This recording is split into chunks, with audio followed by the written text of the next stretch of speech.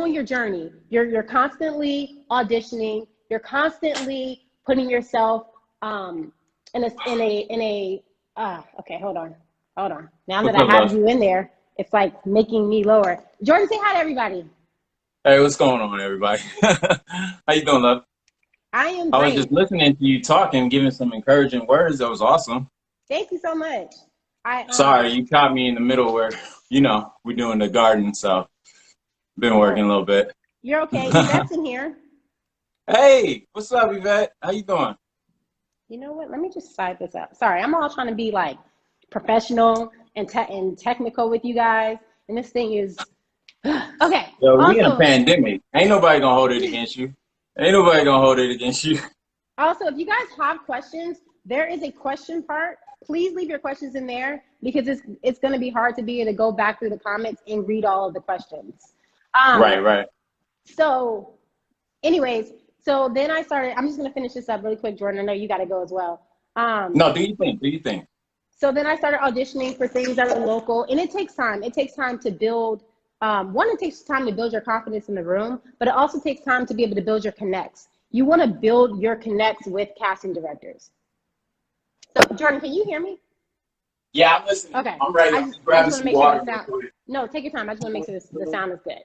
You want to build your connections with the casting directors in the room, and I think that as that journey continues to go, you will be able to truly find what works for you. I want to get back to this, but I know that Jordan has a meeting at 3, so I want to take advantage of his time while he's here, and then I can go back to my journey. So Jordan, we're talking about our journey to become actors. We're not telling them how to act. We're just simply telling them how we got where we are.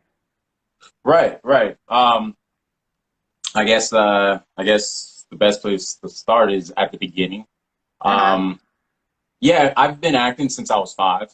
So I grew up around in a family where my dad's a DP. My mom used to act and model. Makes sense because your mom is gorgeous. Yes, she is gorgeous. My brother and I, we both started acting together. And my sister, she's over here helping me. She's also an actress as well. But one of the things, though, that was imperative with my parents when growing up in the industry, they wanted to make sure that my brother and I had a normal life. So, it's imperative to say this portion of it when I'm talking about my journey, because, my parents, they were involved, and they were also very protective to make sure that we maintained a 3.5 grade point average, make sure that, we played sports, we were active, whether in the church or whether in service.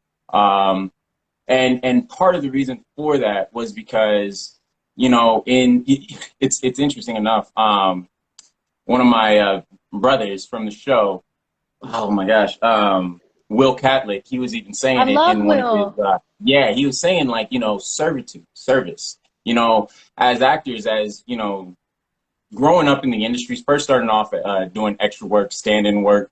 Like the first job I ever did was an extra on Parenthood, Robert Townsend's Parenthood, which my dad was the DP. He was the DP of, and I was pool boy number 1, and I'm just standing there in a kiddie pool in a dream sequence with my hands up next to a pile of donuts. And of course, that was the worst torture I could ever have gone through when I was like 6 years old.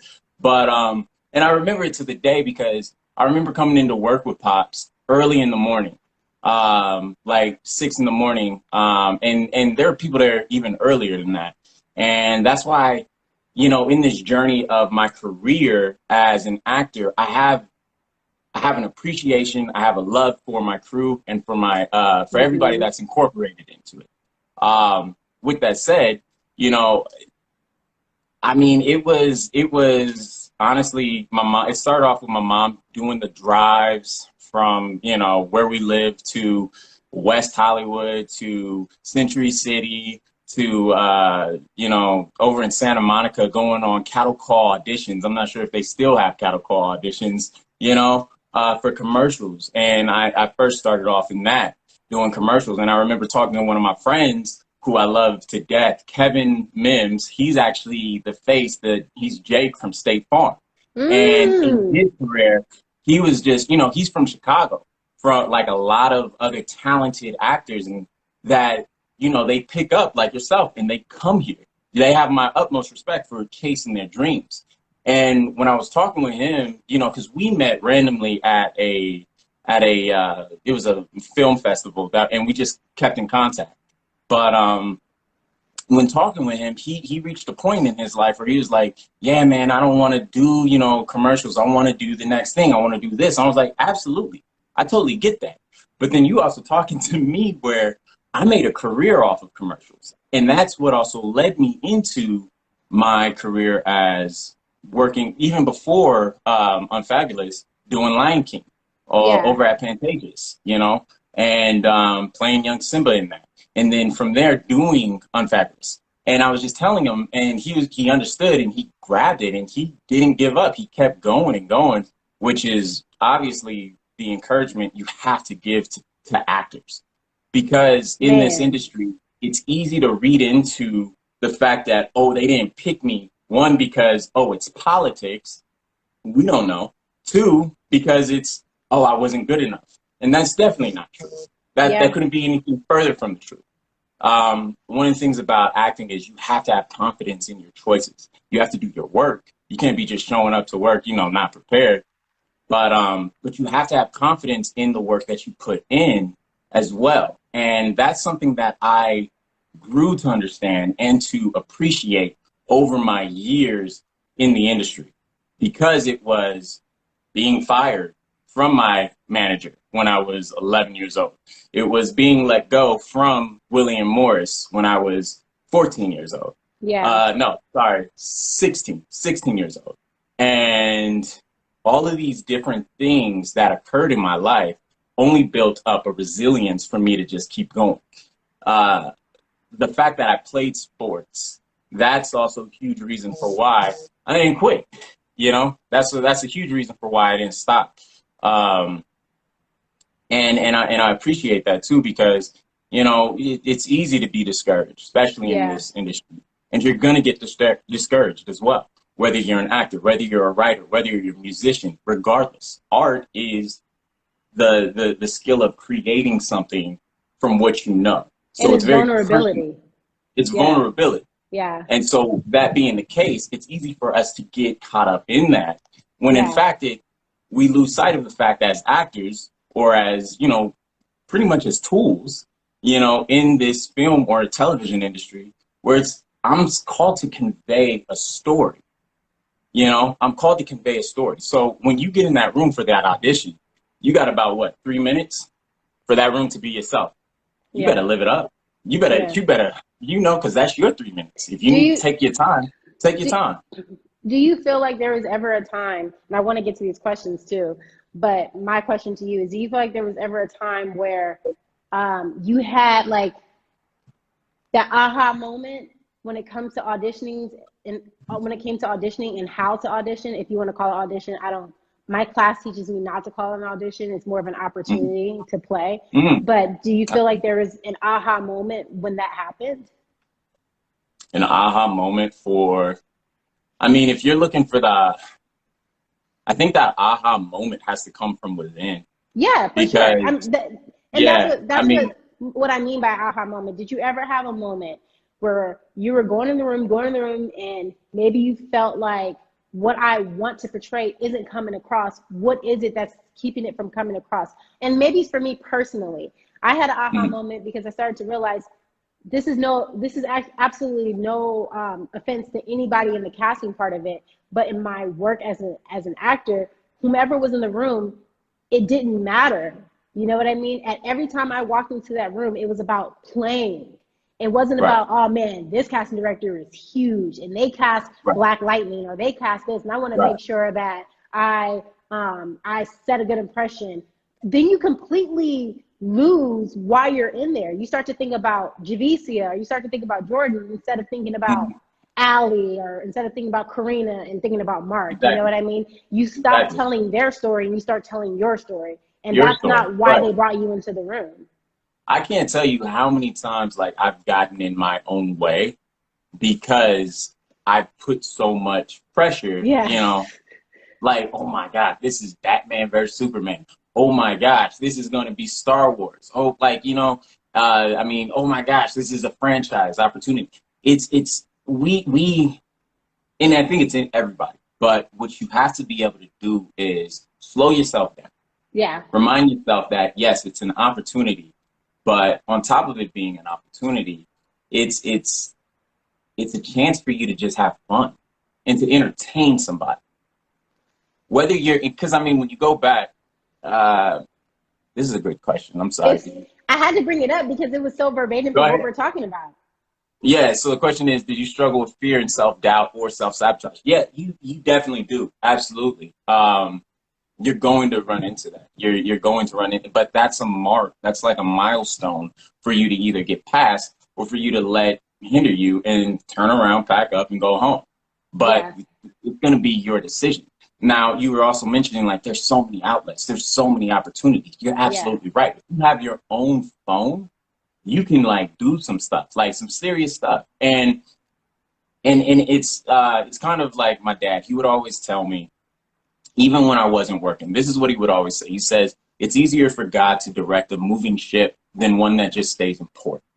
So what are you doing then during this time off? What are you doing to better yourself as an actor? Are you studying? And that doesn't mean you have to go to acting classes, but are you studying the greats? Who are the people that you want to emulate? What books are you reading? Are you even recording or are you creating your own stuff? Like, what are you doing to exercise that mind? You know, maybe even picking up monologues and just rehearsing monologues or whatever. And I think the real important thing is, who are you doing it for? Ooh. And why are you doing it? You know? Ooh, Jake and I always talk about that. Like, what does he call it? What's your reason? Every single time you do something, what's your reason? And from there, that should guide how you then operate in that space. And it's a beautiful thing to be honest with yourself. Yeah. It's a beautiful thing to be completely honest with yourself, whatever your motivation is, whether it's the funds, the finances, or the fame, whatever it may be. Maybe it's trying to have the notoriety, you know. Just be honest with yourself. And then when you're honest with yourself, then you have to do the discernment of, what's your why?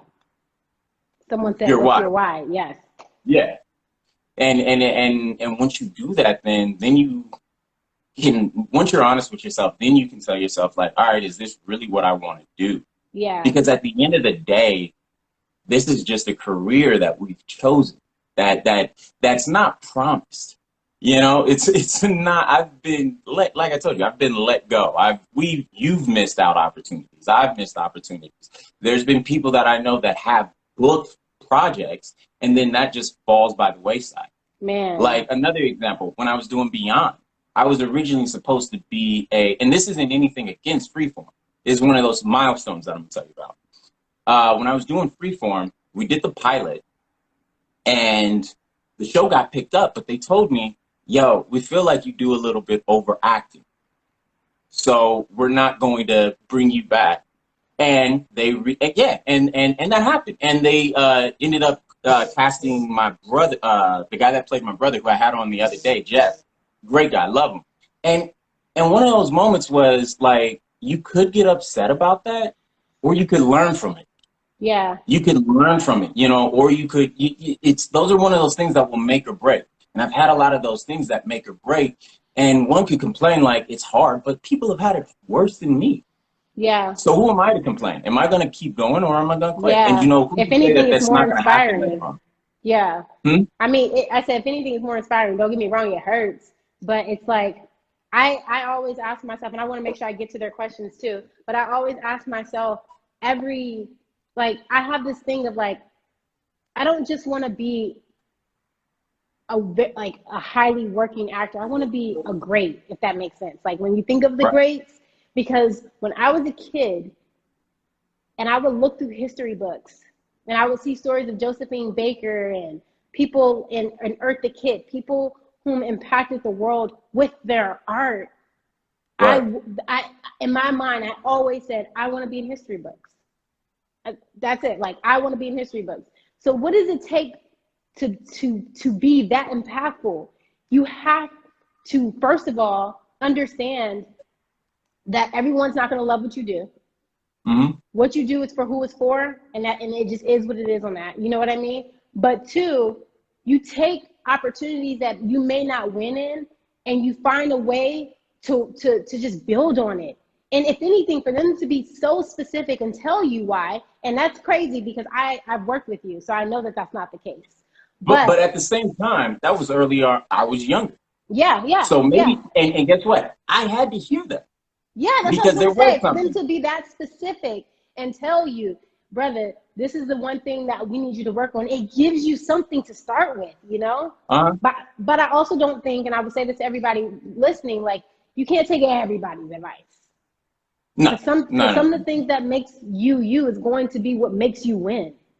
And that's kind of the reason why CW also liked me. And because, you know, and look at where I'm at right now, you know. And like I said, that's no slight to Freeform. Not at all.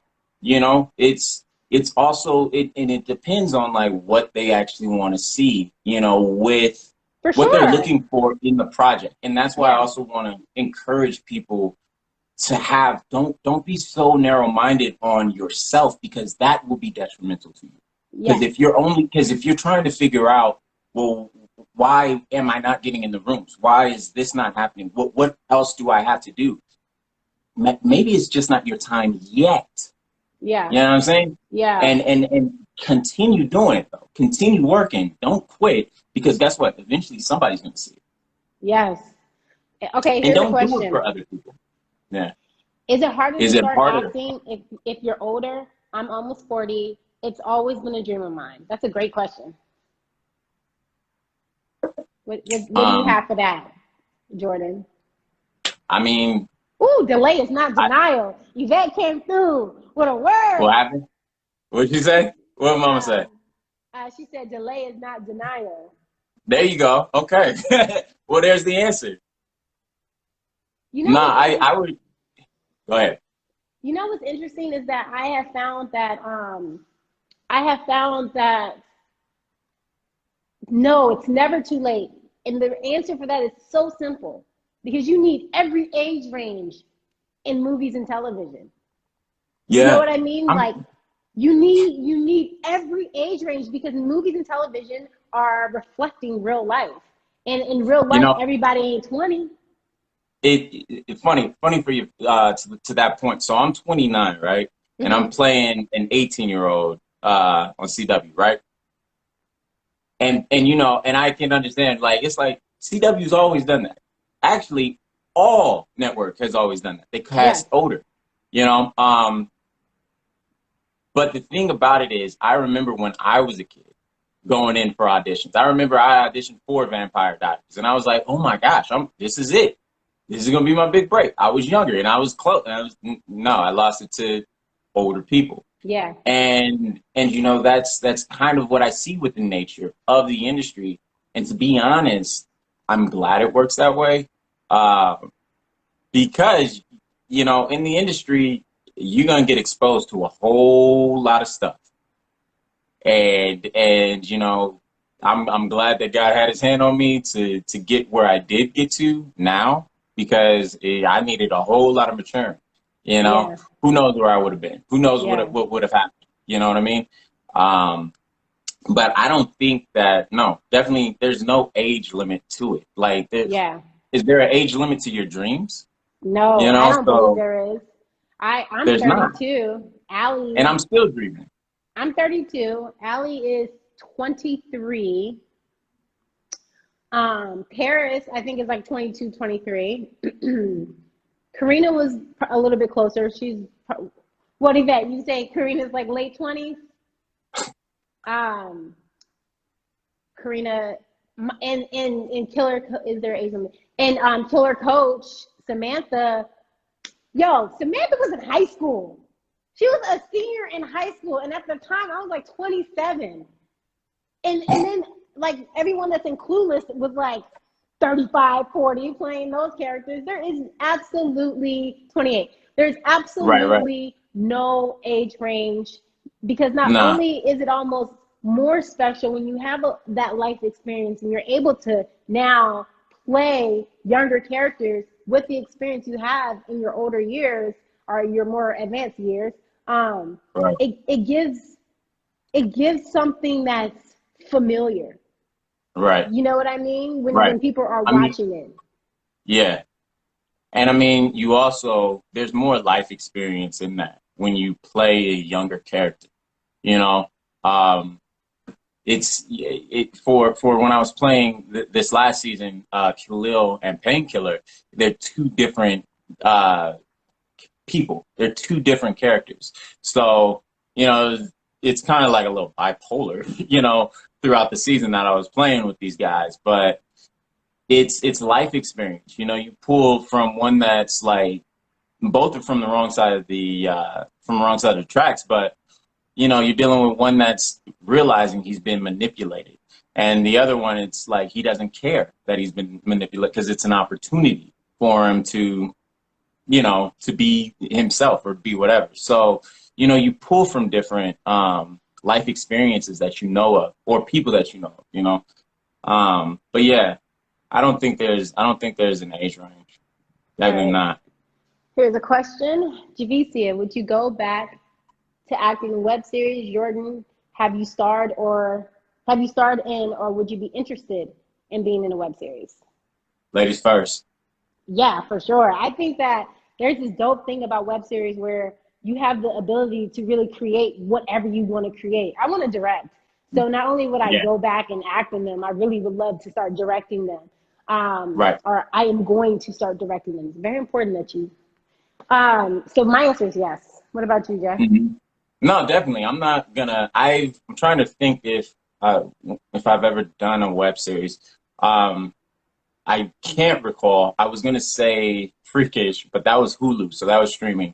But yeah, I definitely would. I mean, like it for me, it kind of goes back to like sort of that independent type of filming. You know, back when I was in Guerrilla college, when style. I was in, huh?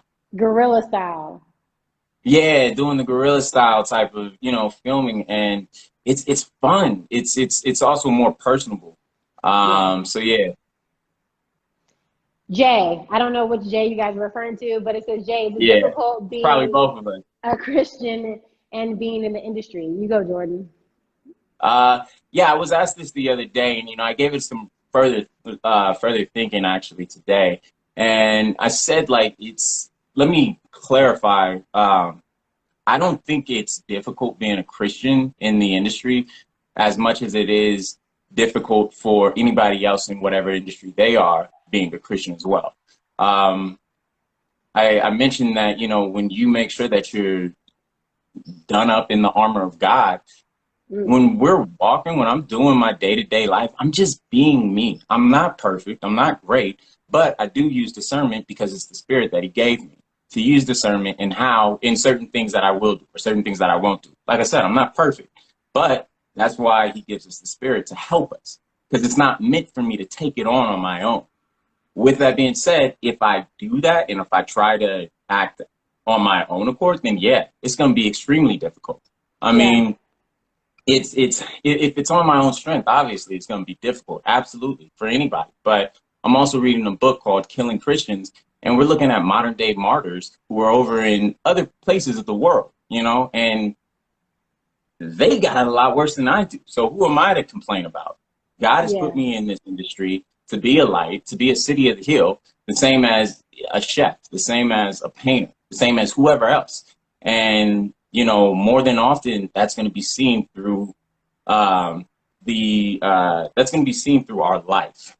Yeah. You know, whether I utter a word or not, you know, I can't help it. I love speaking about God because I know what Christ has done for me. So I can't help it. I'm just excited about it. And I love to share it with people. But at the same time, it's you know, temptation is going to be everywhere, you know, and everybody has their own vices, which is also why we use compassion when we hold one another, Christians, one another accountable. And we preach love and we preach kindness and we use a soft tongue when we speak to those that don't believe. And, you know, just as much as you're going to, you know, impart, hopefully it's Christ's wisdom and not your own, but as much as you're going to impart that on people, you also have to make sure you're able to receive and be receptive to what they said. And you can use understanding. You know, it's a mark of a wise man to entertain a conversation without accepting it.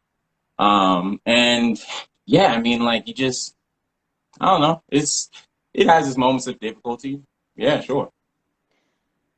I feel like I always say this. I always say God gives us a passion to find our purpose, and when you follow your passion, you will find your purpose. And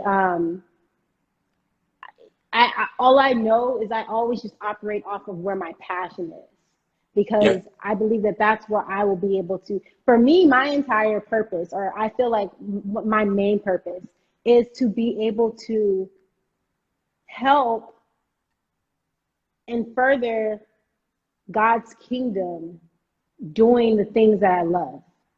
You know what I mean? And if that's the case, I'm going to find him in everything. I'm going to use in everything that I do. He is, for me, a part of it, because I've literally been saying this to myself just recently. Am I doing this to service myself, or am I doing this to service God? Right. You know what I mean? Like, even choosing to do this, I had to say, I know why I want to do this. People have been asking me, how do you start acting? And it felt like I couldn't answer the question because it's not a black and white answer, right? But it's still, I realized it was still my responsibility to give what I can. Right. And if I'm really in this, if I'm really in my industry because I'm servicing God, then it's of me to give what I have, no matter where it goes. You know, no matter how it, like, it's my job to give what he gave me to give to you guys. So I can't, to answer the question, I can't say that it's difficult for me to be in this industry and serve God, because I believe I'm of God in this industry. You know, and I think if there's any industry that could use more of God's soldiers, I believe this is that industry. And this is the thing too. We serve a God that's sitting on a throne, not shaking or tapping his toes, worrying like what's going on. No, he's placed everybody specifically where we're supposed to be placed, including the people that are watching this. And let me clarify too, like, when we're on set, when I'm working, I have a responsibility to the people that employ me. The word says that, to be a good steward to my employer.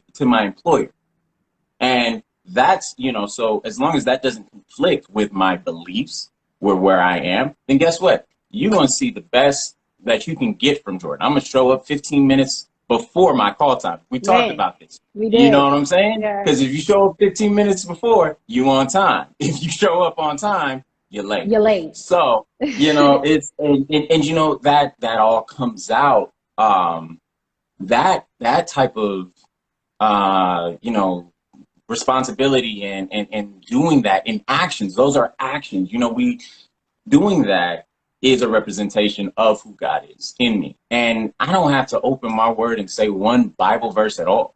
You know, I could just be talking with, you know, somebody, whether it's, I don't know, Redder, who's one of our PAs, and I'm just seeing how she's doing, keeping in touch with her and just showing love, because, yo, God put that in me, and this is just the type of person that I want to be. You know what I mean? So don't think it's like I'm going out and evangelizing on set, because no, that's not what my job is for. I'm not supposed to be on set trying to make everybody a believer. No, my job is to show up, know my lines, hit my marks, and go home. Yeah. So that's what it is. But I feel like you being who you are is statement enough to what you represent. Because you'll have somebody that acts. Yeah, but because you also choose to be responsible, because you choose to understand that this is a blessing and an opportunity, and you're not guaranteed this. So you humble yourself when you walk into these rooms. You humble yourself when when you walk into these opportunities. And that right there is a statement in itself, you know, what you're representing. And when you're slighted, when you get, you know, when somebody does you wrong, you don't react. How you react is also going to be a testament to other people that will see. You know, I remember when there's been times when I've gotten yelled at on set too, and I didn't hop back at somebody. No, I just was okay, because that will speak volumes. That will speak a lot more. You know, because people will see, how you gonna let somebody talk to you like that? What? You gonna say it ain't even worth it? Yeah. Because I love that person too. How? Like, because I love you as well. And well, what is this people love? Just have these off days. Yeah, exactly. Yeah. It's empathy. Exactly. Yeah. Exactly.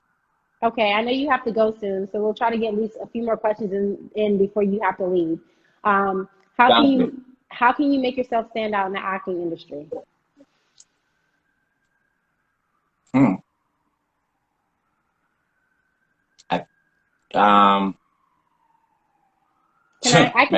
I can go. Answer that.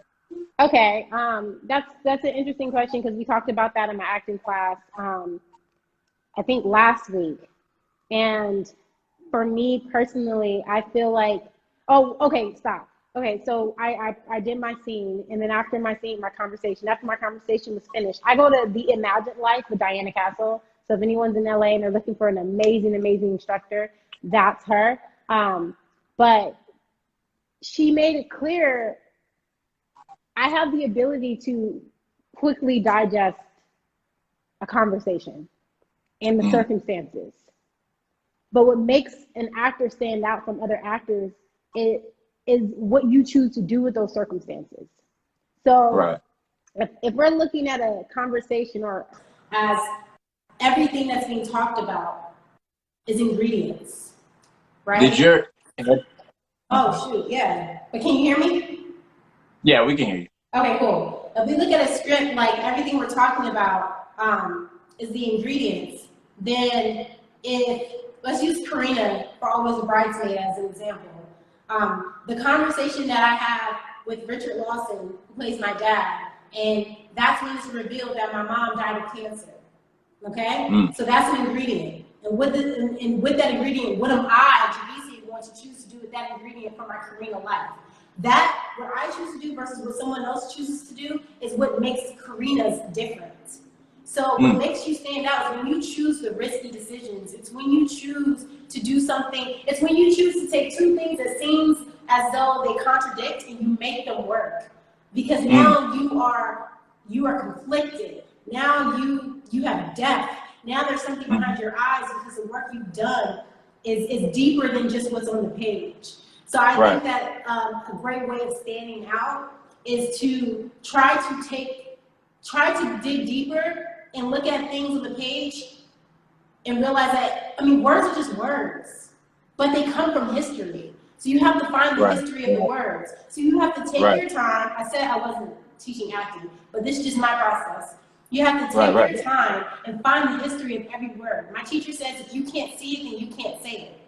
So if I can't see my mom in the hospital bed, even though we never showed it in the movie, but in my Karina life, if I can't see my mom in the hospital bed, if I can't see that woman that my dad was having an affair with, if I don't remember what it felt like what the temperature was, if I don't remember what the touch felt like, if I'm not able to go through it with my five senses, then it's not truly something that's real to me. So I can't say those words. So I think that that is a way to stand out. You know, I think, what you said is pretty much what I was thinking, which is the stuff that is going to help you stand out as an actor is going to be the stuff that nobody sees. And that's going to be the stuff that you do in the quiet of your home. You know, that's going to be the work that you put in.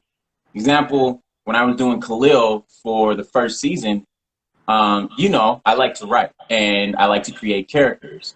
And for Khalil, what I did was case history. My mentality that I go into when I'm playing a character is I want to strip myself of Jordan and I want to be whoever that is, whether that is Mark, whether that is Khalil, whether that's Painkiller. whether that, you know, whoever it may be, you know. And that stuff is going to be done that people won't see. So season one, when I got when I received the news for for Khalil, I did my own history of what this kid goes through based off of the breakdown that they gave me. And I mapped out sometimes is the breakdown. Yeah. And after reading the scripts, after, you know, seeing and studying, then I created my own story. The Tragedy of Khalil is literally what I called it. And I wrote it. I wish I had my first, it was the blue draft of episode 2, because that's when I came out. And I just wrote out the tragedy of Khalil, highlighted different things that I go through. Shoot. I wrote down that maybe I will lose the ability to run. What happens? I got shot and I'm paralyzed. I also wrote down, you know, I'm probably going to end up with the wrong people. My relationship with Jefferson Pierce is going to get torn away. My love relationship between China and our character is going to get torn and dragged apart. And I also said, like, my mom, she's probably going to end up dead, and I'll lose everything that I have. Through the course of these 3 years, it's like every single one of them that I put and hit got touched. Yes. Lost my legs. I was paralyzed. Ended up with Tobias Well. I hope I'm not spoiling it for anybody. You know, but it was me also having that mentality. And that's, you know, and it's not me. I think it was honestly all God and just the great writing that they did, because it's like I'm in this character and now I'm just thinking through the lens of this character. So it's because you've done the work. You've imagined all the circumstances. And so because you've imagined all the circumstances, now you're able to play, but those circumstances are playing in your conscience. Mm-hmm. Right. And I didn't know what it would turn out to be, and boom, you know, God is good. I've been with him for this long, so yeah. Jordan, do you have to go? I'll say I can do one more question. Okay.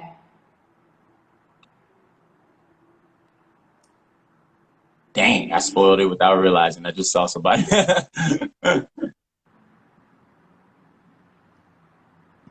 Okay, this is a good. We talk around this. It said, what tips would you give out? It's hot in here, y'all.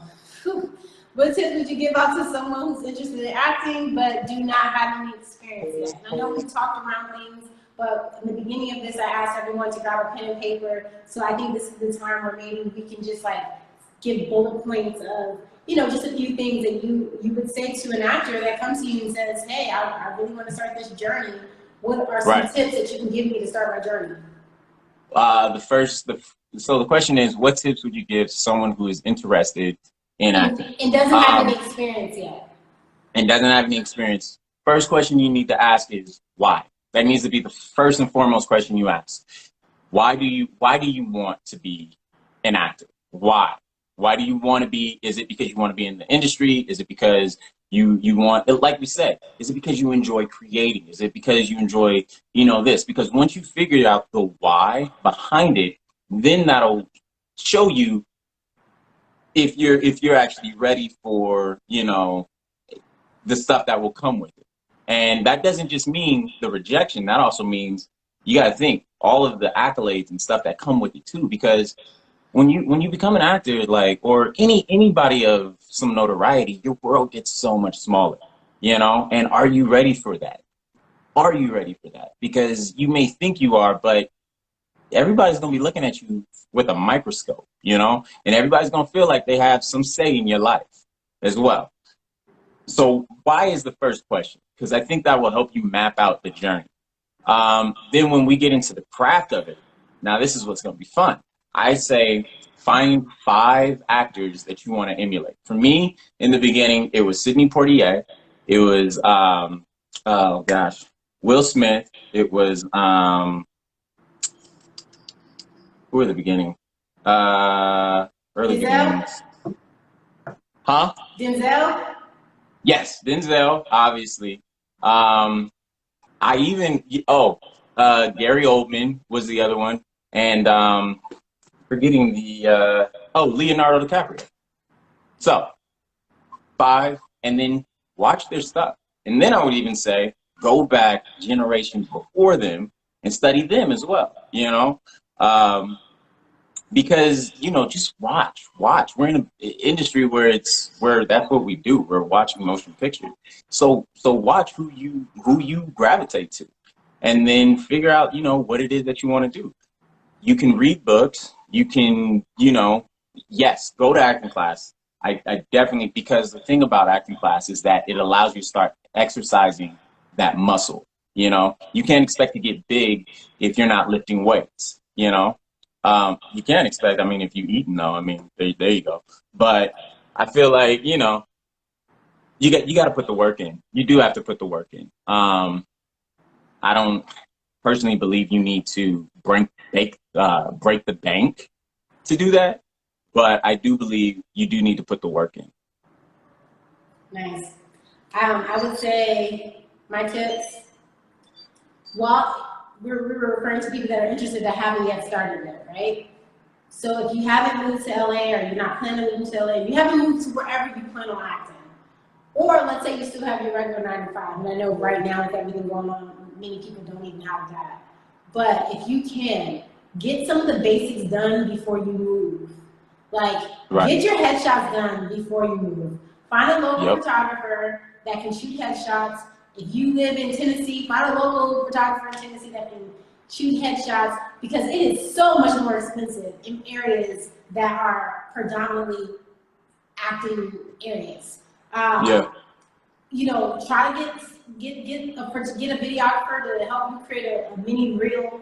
Get some of the basics done. You're gonna have to redo a lot of it the more you move up in your industry, but get the basics done. Get the stuff that will help you get your agent, will help you get your manager. Get that done before you then make that big move.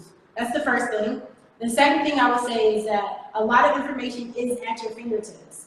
Don't feel so overwhelmed that you can't start being a force in your own career. You know what I mean? So some of that is like finding books, things like that help you out. And then third, find a class. Even if it's not, there's like right now, there's some amazing online classes that are for free.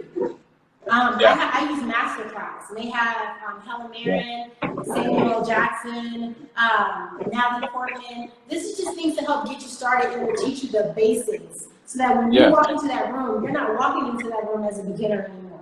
You're walking into that room knowing the basics. And to that point, what I think, especially, you know, what people should do is get comfortable with speaking in front of people. Because once you get into that room, you're gonna have nerves. It's inevitable. Because whether those nerves are gonna be, oh, it's your first time, you finally doing it, you finally got the call, or if it's gonna be, am I good enough? Shoot, should I try that? You're gonna be in your head, and these are gonna be things that you work through, that you do work through. It's like, I love to use the analogy of clay, of like a potter.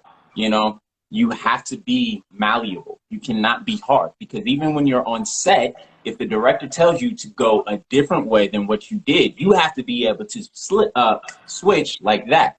And you don't have the luxury of being in your head and being like, oh my gosh, your name is no, especially if you're just starting off, you know. But what's great about that, though, is that it teaches you. You're learning. And you got to continue to think about this journey, anything that you do. It's going to be a learning process. And if you look at it from that perspective, then you can't lose, because you're only going to keep growing.